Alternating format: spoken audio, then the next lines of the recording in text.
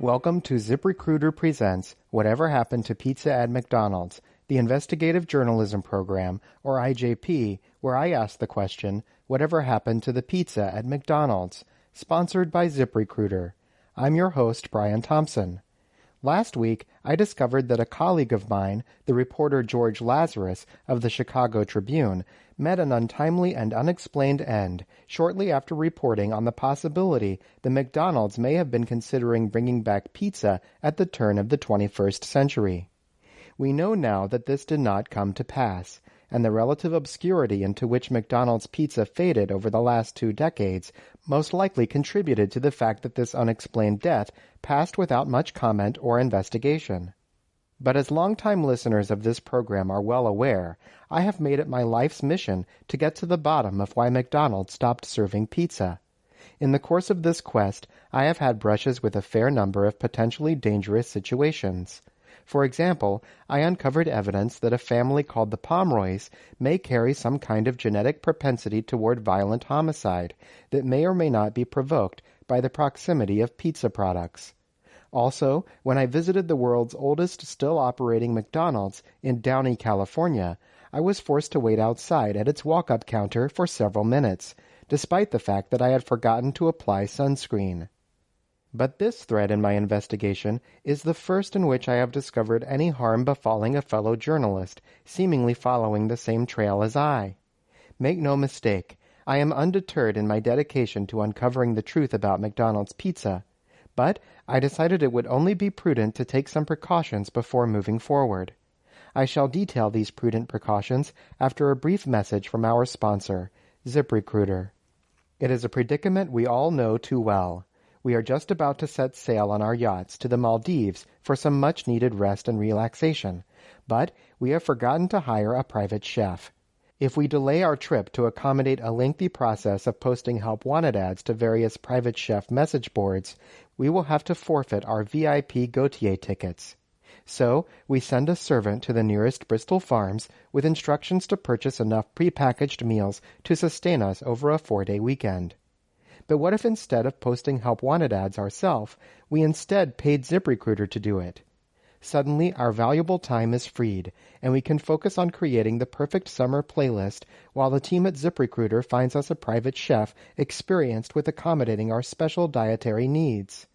ZipRecruiter, helping with your needs. Before the break, I said that I would detail the prudent precautions I am taking before continuing my investigation. Now I will make good on that statement.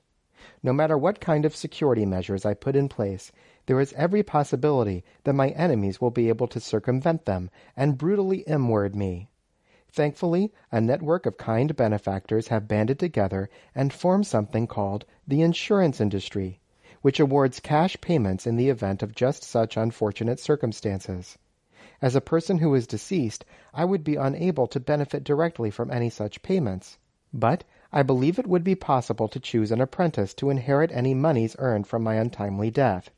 This person would then have more financial resources to continue my investigation than I could ever have procured myself, and thus would stand an even greater chance of uncovering the truth behind McDonald's pizza's demise. But before I begin the process of finding someone to take on my mantle in the event of my assassination, I needed to make sure that my plan was sound. Hi, Ryan. How are you? Actually, my name is Brian. Brian, I'm sorry. That's okay. I apologize for that. I'm sure you get that a lot, don't you? I do, and that's why I accept your apology. I would like to inquire about your life insurance policies. Yeah, okay, so are you looking more at whole life, term life, or do Well, you know? I'm not sure. I'll explain to you my situation. I'm an investigative journalist, and recently my investigation has taken quite a dangerous turn, I think. I was doing some research, and I discovered that a journalist who was on a similar track to me turned up deceased about 20 years ago. And just in case something like that were to happen, I would like a situation where my life insurance policy could maybe be put into a trust and handed down to an apprentice or someone who fills out an application to become the next investigator in this particular line of questioning. Okay. Do you insure investigative journalists? That would be a question for our underwriters. I can give them a call and see. I mean, I know that we can find coverage for you because we write life insurance through several different carriers. Just got to kind of figure out, maybe where to place you. I see. How much are you looking for your life policy? Just small amounts, $2 to $3 million. Now, I am investigating the fast food industry, one particular very, very large fast food company, and I wanted to make sure there weren't any conflicts. Do you insure anybody at any very large fast food companies? I don't know if I can say the name of the company, but it starts with an M and ends with an ick. No, the only fast food that we insure is Chick-fil-A. Oh, okay. Have they ever served pizza? No. Okay. Chick-fil-A is strictly chicken. And they're amazing. Have you ever ate there? I have not.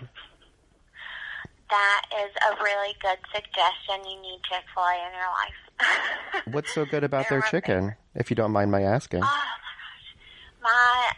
Well, there's been rumors that they put pickle juice in their flour. Pickle juice in their flour? Yeah, so... And you say these are just rumors? These aren't confirmed? I mean, no, they're not confirmed, but it's amazing. It's the best chicken I think I've ever had in my life. Well, this might be something I should look into. Let me write this down. Yeah, absolutely. They're everywhere. They're closed Sundays, but they're open any other time. Oh, no, my pen fell between the seats of my car. Well, I think I can remember. Okay, and so are you from North Carolina? Are you living in North Carolina currently? I currently live in California, but I wanted to get a life insurance policy from a state that was as far away from me as possible. Okay. I don't know fast food industry that starts with a M and ends with an ick. Well, it sort of middles with an ick. Oh, okay. It's McDonald's. I'm not sure. Oh, okay. I've heard some interesting things about McDonald's, like they use horse meat and horse meat things. That's what I've heard before. There was a rumor going around about that one time, but where are you hearing all of these fast food rumors? I don't know. People like to talk. They released a movie a couple years back about fast food industries and, all the things that they do to their food. And then all these people started experimenting crazy things. Like, I know this one guy, he left a McDonald's cheeseburger on his dash for like 2 months and it didn't mold or anything. Well, that sounds like a plus to me. You could have it whenever you wanted. Especially in my situation right now where I'm without a refrigerator. Oh, yeah. Why are you without a refrigerator? Just because you're traveling so much? It's a long story, but I had to leave my house, and I'm in a different kind of house right now. Oh, my goodness. This is so interesting. Sorry. Oh, that's okay. I mean, I'm sorry for your situation, but I love stuff like this. So are you going to, are you going to be releasing some information? I hope to release some I hope to release some information very soon. I'm trying to get to the bottom of why McDonald's stopped serving pizza. I never knew that they did serve pizza. Unfortunately, you're in the same boat as many other people, metaphorically speaking. But about 20 years ago, there was a journalist in Chicago who was looking into McDonald's pizza, and he turned up dead on the train to his work. Cause unknown. Oh my gosh, that's crazy. Do you get scared doing that ever? I'm always scared, but I have the courage of the truth on my side. Yeah, that's true. That's true. I will look into some things for you, and I will give you a call back here shortly. Okay, thank you.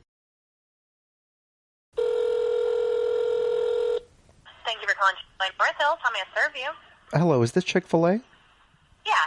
I just have one question. Do you use pickle juice in your flour? Pickle juice in the flour. Let me double check. Hold on 1 second. Okay. Hey, thanks for holding. So do you mean like when we're breading the chicken if we use pickle juice in it? I'm not sure. I just heard a rumor that you use pickle juice in your flour, and I'm calling to confirm. I'm an investigative journalist. Okay. I'm just talking to somebody at the kitchen staff, and she's saying no. So I'm not sure I don't think that's accurate. Okay, good enough for me. Thank you. Okay, sure. That's one mystery solved. Today's episode of ZipRecruiter Presents Whatever Happened to Pizza at McDonald's is brought to you by ZipRecruiter. ZipRecruiter. We recruit, and we also pay people to tell you we do so. Thank you for listening to ZipRecruiter Presents Whatever Happened to Pizza at McDonald's, a proud part of the Pizza Plea Network. Do you know what happened to pizza at McDonald's? Do you remember it? Please send all correspondence to pizzaatmcdonalds@gmail.com. Visit our attractive website at www.pizzaatmcdonalds.com. You will find links to our Twitter and Instagram pages, as well as to our Teespring store, where you may purchase quality ZipRecruiter Presents Whatever Happened to Pizza at McDonald's merchandise.